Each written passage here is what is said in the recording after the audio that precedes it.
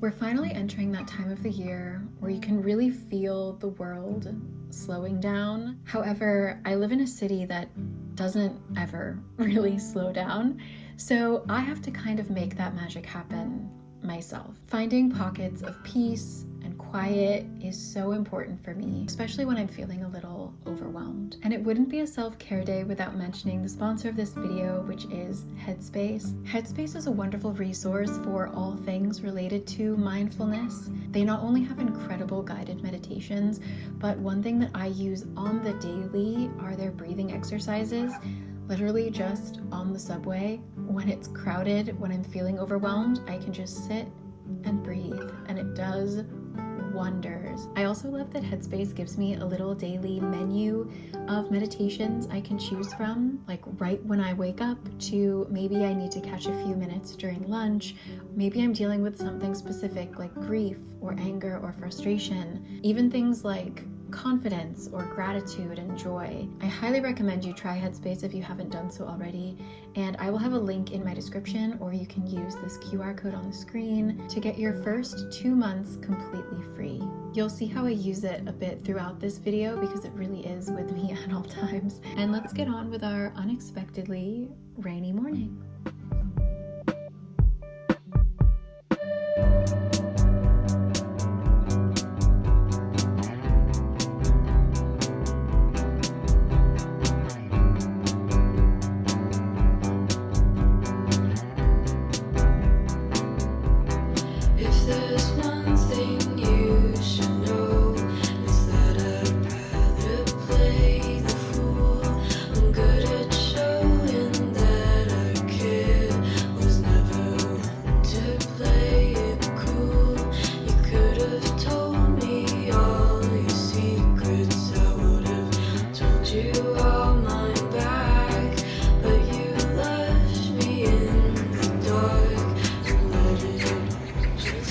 Good morning, everyone. Clearly the birds are awake.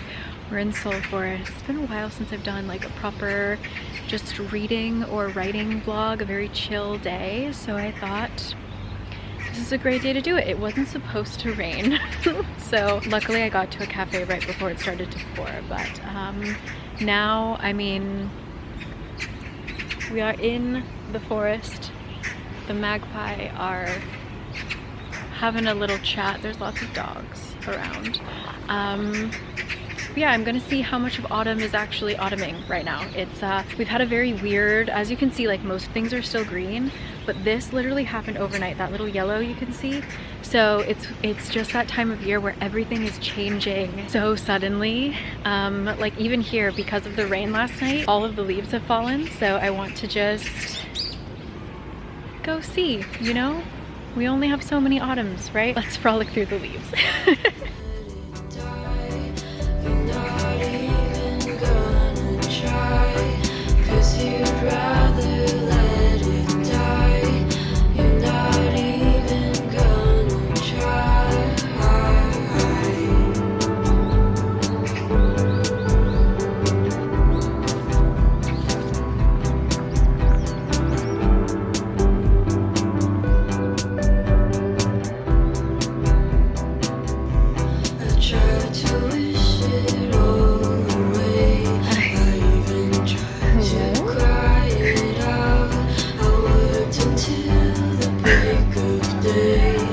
Never seen a squirrel like that in Seoul Forest. Sometimes I think I hurt your feelings, and other times I think you're fine.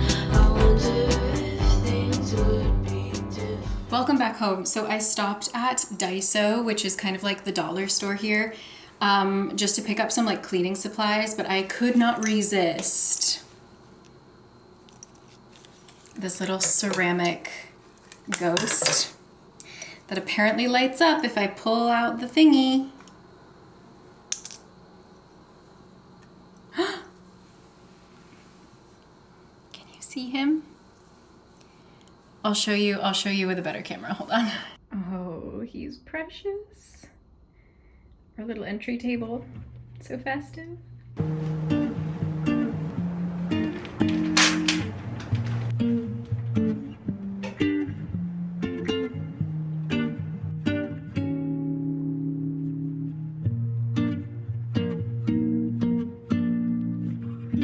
Don't take me serious, I'm falling down the rabbit hole to nowhere. I still have faith in love, but my selfish heart makes it hard for me to share that love with somebody new. I don't want anyone, nobody but you, and I don't plan to give up tonight. Don't listen to my chaotic mind. I don't know where I'm going, but I know where to be found. Don't tell me that you think it's time, for it is not time until I turn things around. I don't want you with somebody new. The mere thought of that image brings me right back to where I never wanted to be, never wanted.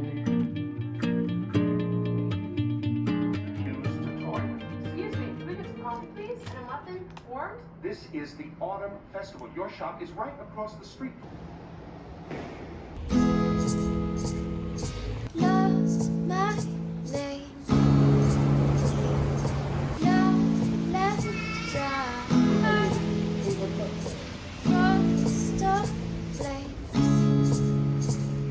Skeleton me. Fall asleep. In the sky, skeleton me. Love, don't cry.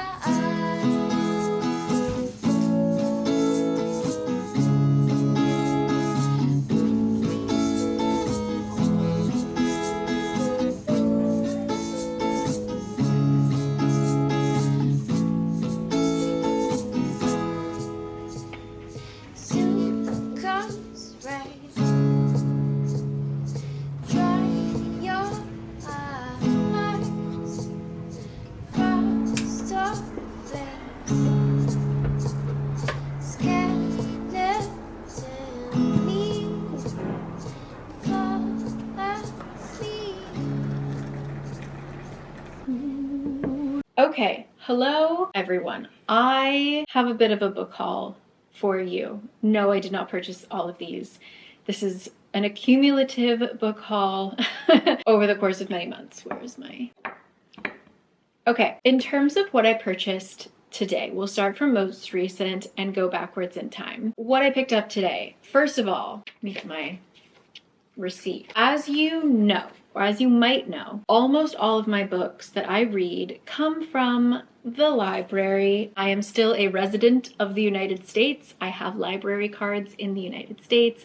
I use Libby, an amazing life-changing service. It is a library. I can borrow ebooks, audiobooks, magazines. Fantastic. Using my US library cards. I believe they also work with other countries, things like that. So I don't purchase books often. I practice a lot of self-control. I don't go to bookstores often. If I go to bookstores, I specifically try to go to bookstores here in Korea, where most of the books are in Korean and are above my reading level, so I can't buy them. So imagine my shock. Granted, these are both new releases, but 2 books I paid 54,600 won, which currently with the exchange rate is about 40 bucks. And I understand that like books cost in that range, like in the 20s, but how do people afford to shop? You know what? Thank God I don't live in the US where I could go to a bookstore filled with, like when I was in Seattle, thank God I only had carry-on luggage and I had no room because I would have done so much more damage. Imagine if I lived in America. No, okay? So, yeah, I spent, that is the money I spent today in that like 20-minute trip.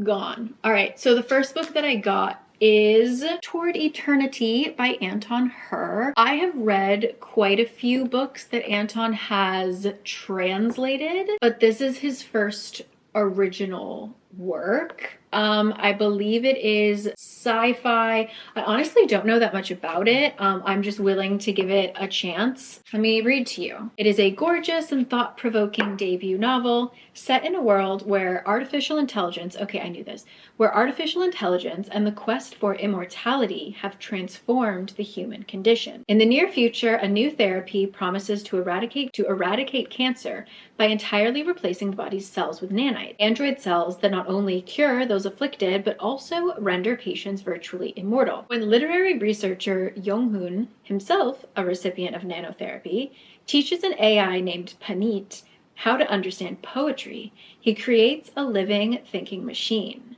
But when Yong-hoon mysteriously vanishes into thin air, and then just as suddenly reappears, the event raises disturbing questions. What happened to Yong-hoon? And though he's returned, is he really himself anymore? I'm excited about this. What I'm not excited about, I forget what this is called, but when the pages are like, focus. When the pages, focus please, focus please. I saw you focus just a second ago. When the pages are like this,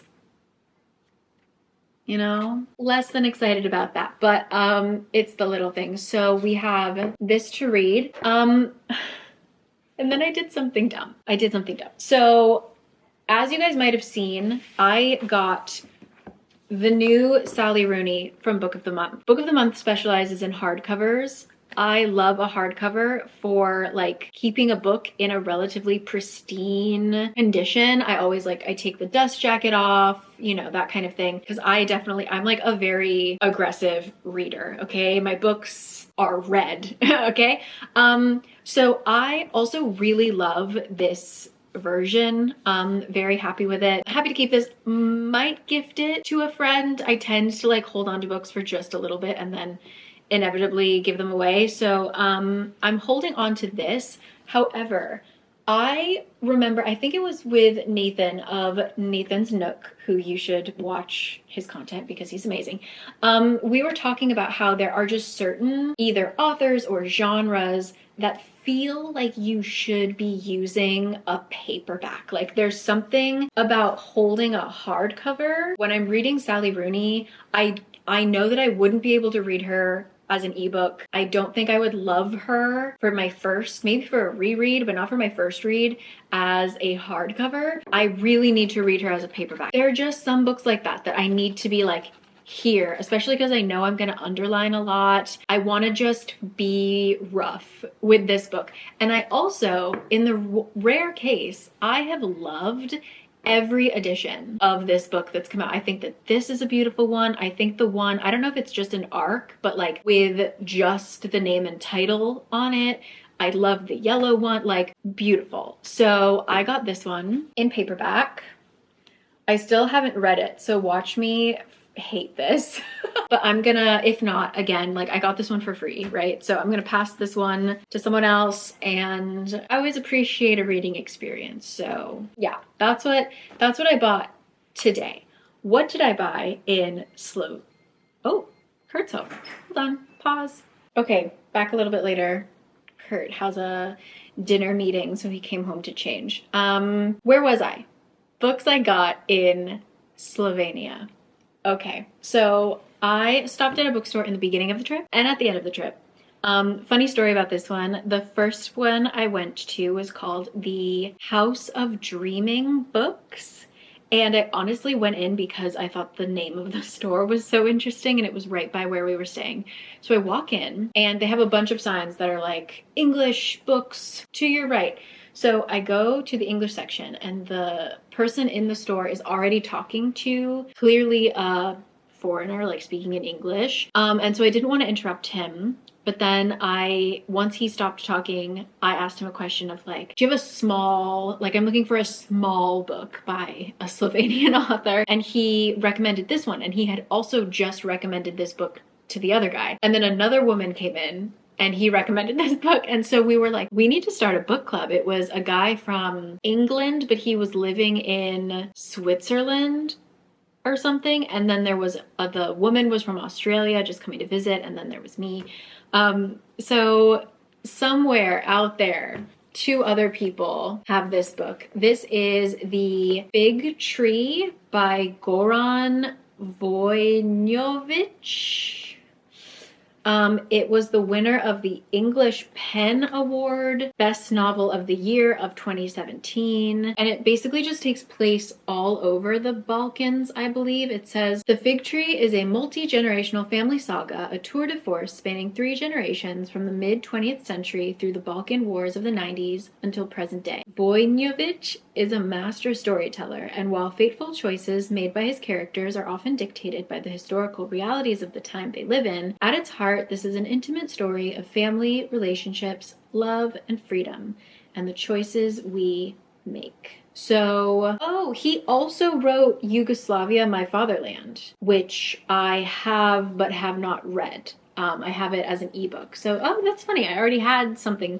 I was planning on reading Slovenian authors before I went, but a lot of times I feel like it's useful to read something after, like once you kind of have a little more context.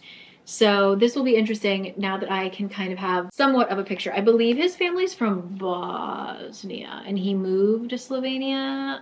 It was all Yugoslavia at one time. So yeah, I'm very excited to read this. This is The Fig Tree. Also, if you're ever in Ljubljana, that bookstore was so sweet.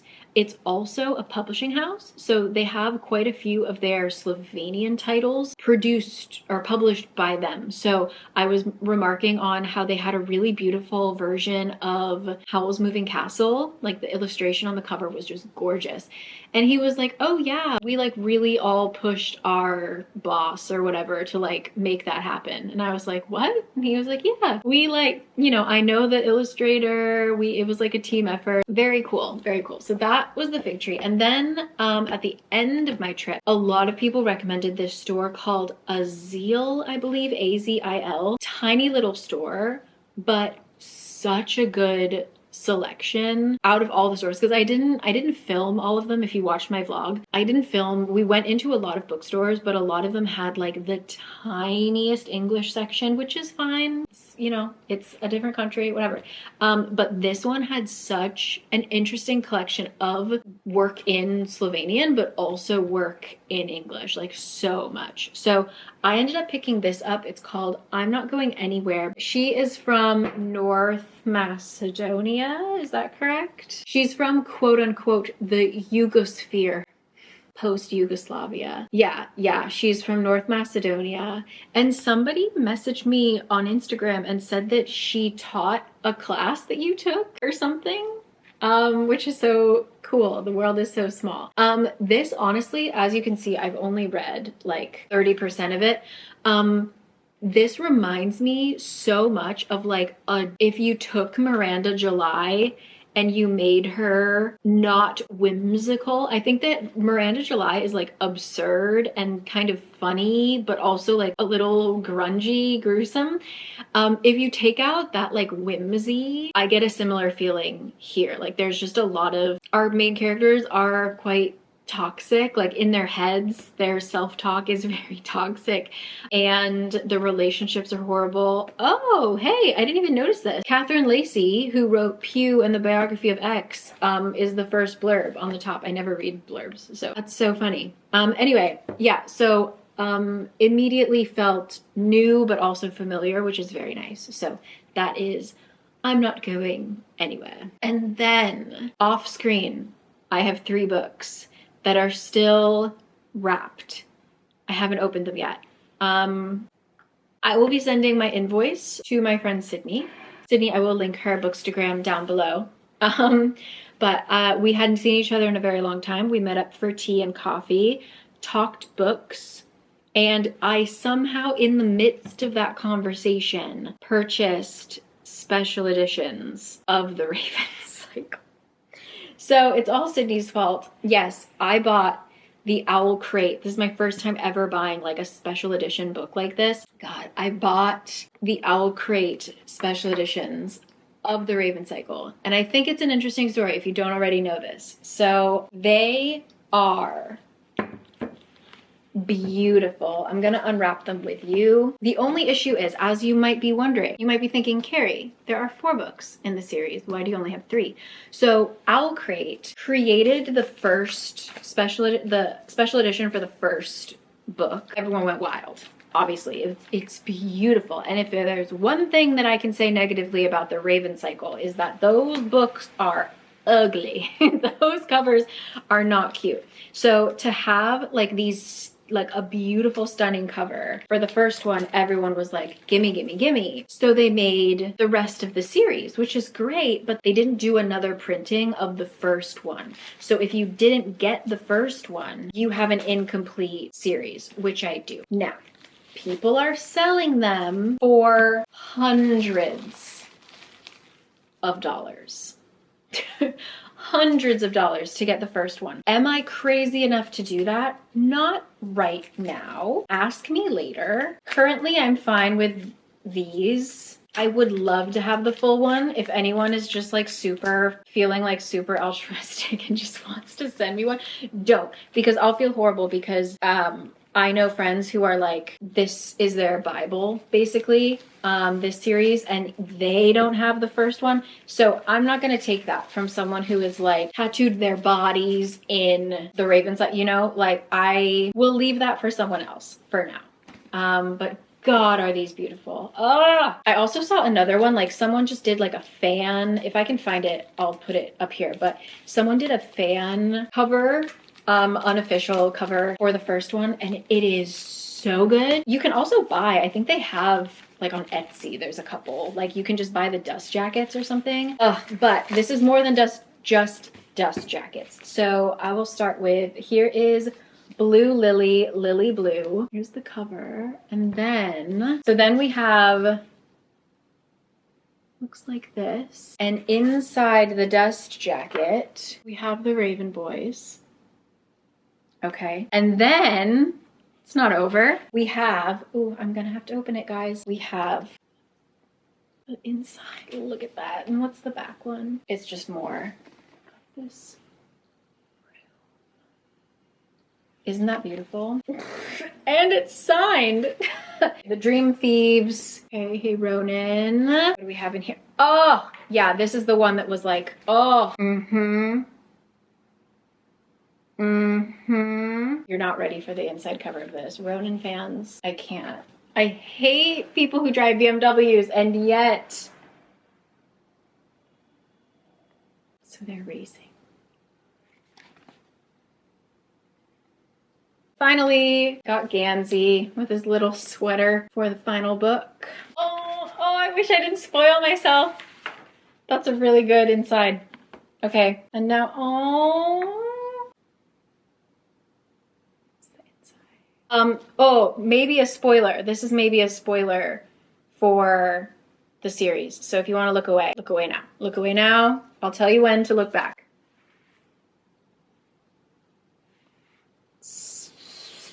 And, to read. You can look now. You can come back if you wanted.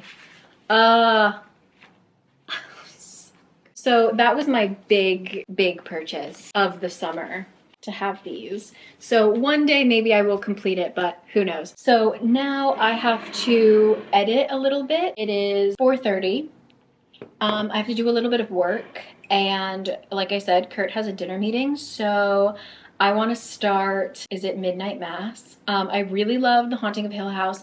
I did watch The Haunting of Bly Manor, and a couple years ago, whenever it came out, and I remember it not being as good, but everyone said Midnight Mass is fantastic. So we're probably gonna watch that. But yeah, I've just got a little bit of work to do, and then I will meet you here for dinner. Maybe we'll get really fancy and order something. I don't know. Ooh, I should have taken that tea bag out. That's really pumpkin spicy now.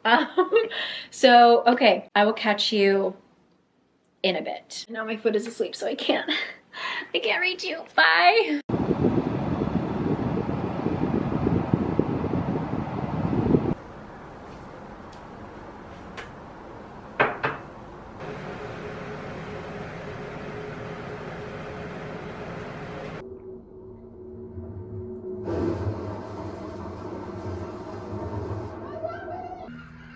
Episode 2.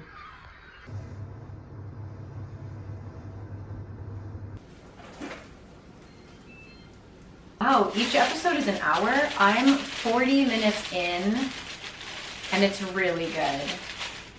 Hold on, I'll talk to you once I open this.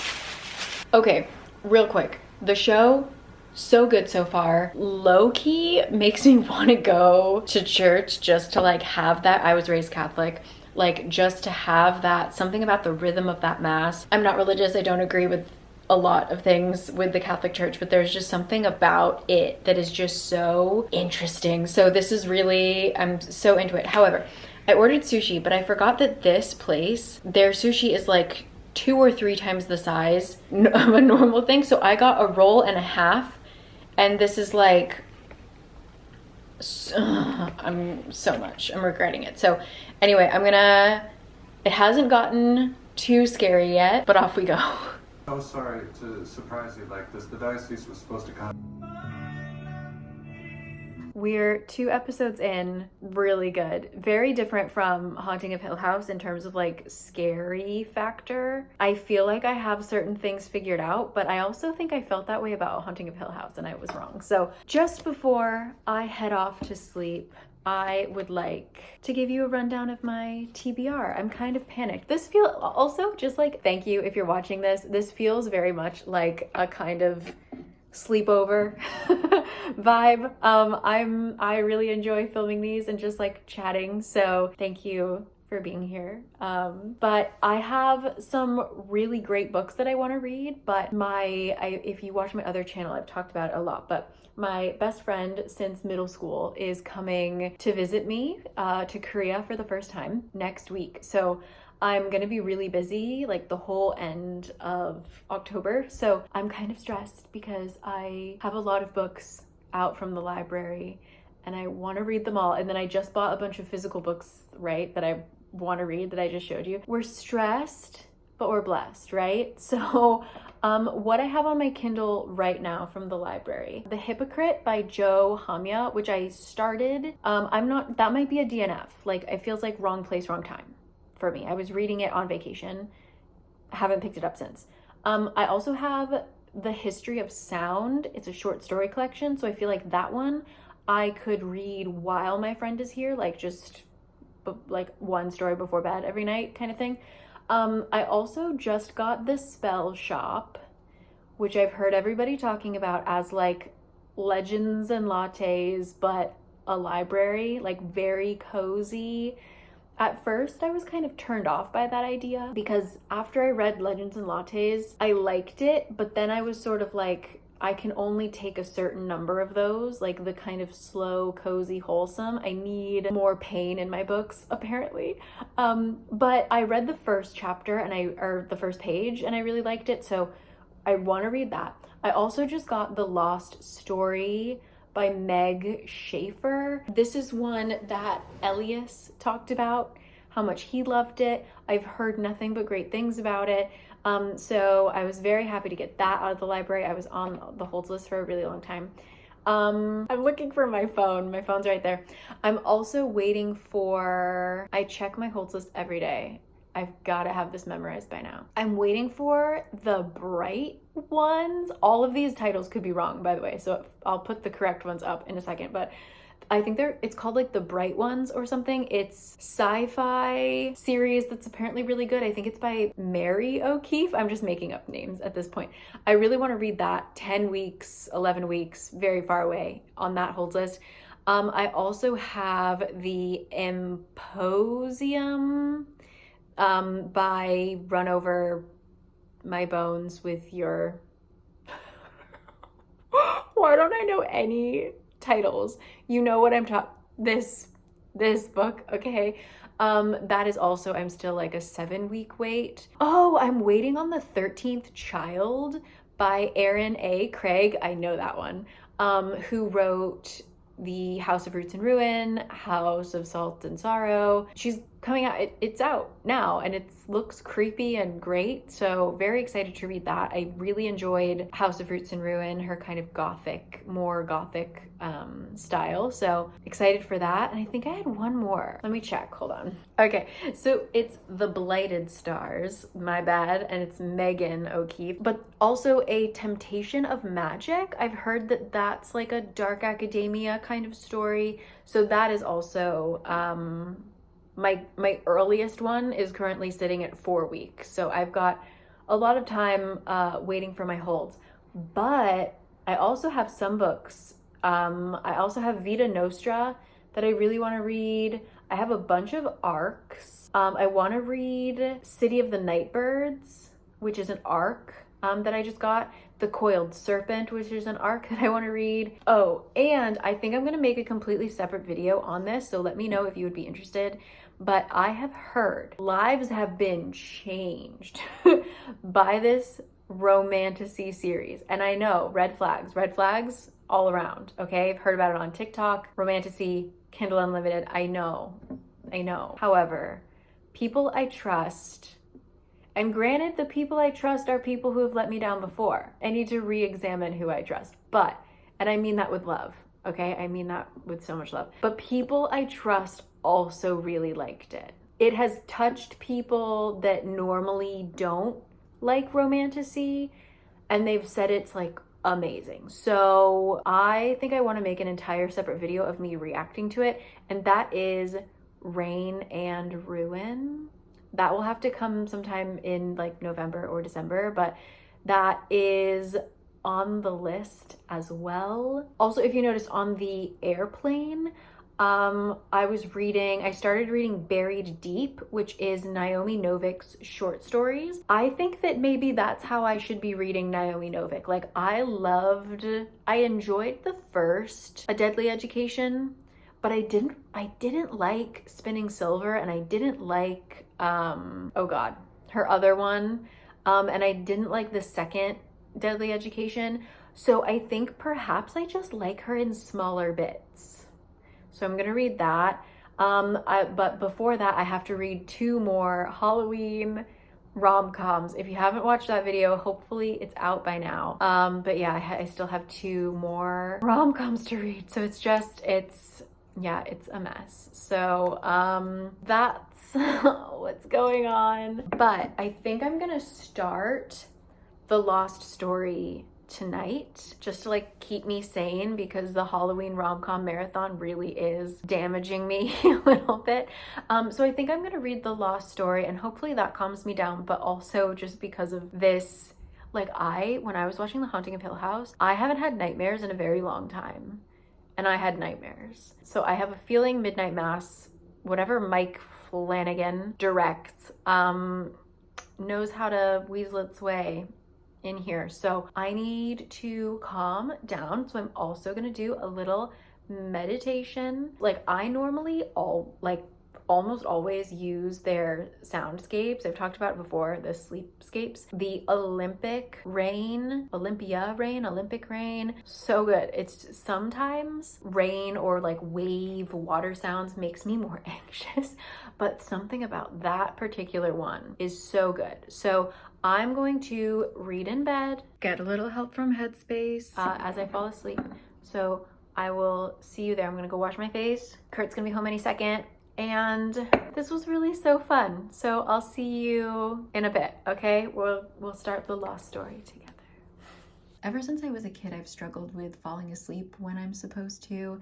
I'm either listening to music or reading a book, or I have a million thoughts running through my head. And while I still have plenty of those nights, I feel a lot more in control thanks to Headspace once again. Instead of reading an exciting chapter of a book and then expecting myself to fall asleep, which is just absurd, I turn to their many guided meditations. Some of them are as short as 5 minutes. Some of them you can set for hours that just call you in, calm you down, and get you ready for sleep. The sleep section on Headspace is actually really incredible. They have guided meditations for very specific things, so definitely peruse that. And also my all-time favorite is their soundscapes. You can fall asleep to every sound you can think of if you want to fall asleep under the stars, in the desert, in Joshua Tree. You can. I prefer, like I mentioned, my Olympic rain. So if you would like to try Headspace yourself, you can use my link down below or this QR code once again for your first 2 months free. I know that a lot of you are reading books that make your heart race right before bed, and we can't keep doing this to ourselves, fam,